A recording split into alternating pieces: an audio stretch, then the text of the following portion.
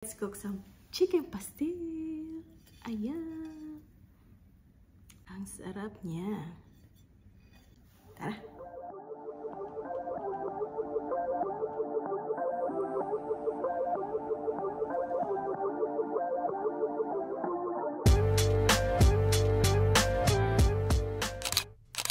So, gagamit tayo ng 4 breast chicken. Ilagay natin yan dyan. Lagyan natin asin, pamintang buo, sibuyas, luya, bawang. Alright, let's put some laurel. Yan, takpan na natin at pakuluan natin hanggang sa lumambot. Ready na to.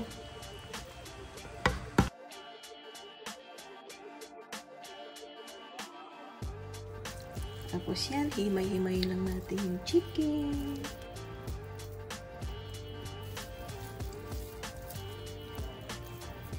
Lagyan natin ng mantika.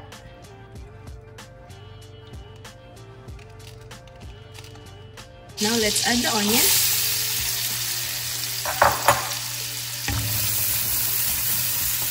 Now, let's add the garlic.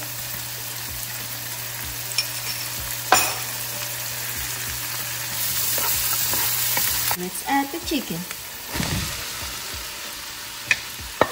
Add some seasoning. Oyster sauce.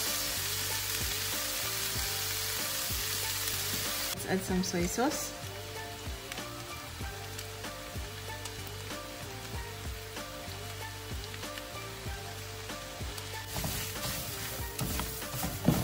Let's add some annatto powder.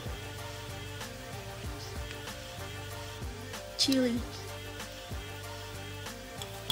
Natin yung pinagkuluan konti ng chicken. Some vinegar.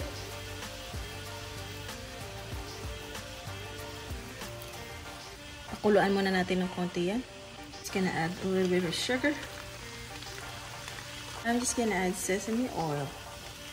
This is just optional. Kung gusto nyo, they go. But if you don't want it, diwag, let's just add paminta. Huwag na natin lagyan ng asin kasi marami ng sodium yung nalagay natin dyan. I'm just gonna add some turmeric powder.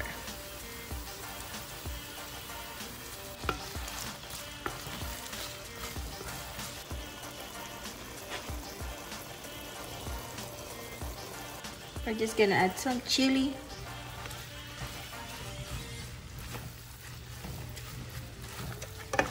Taan muna natin to for 10 to 20 minutes.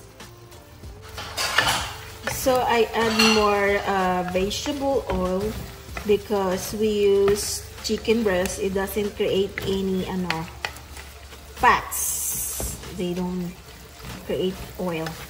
So, dinagdagan ko na lang ng vegetable oil para ma-fry sila ng ma-fried sila. Ayan. Malapit na, guys.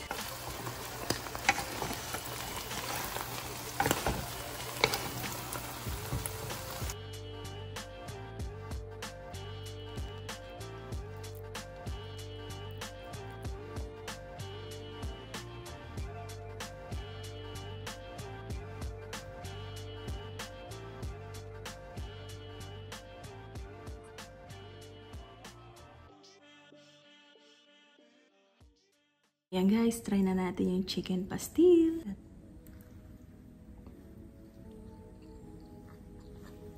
Tatakan natin ang kalamansi.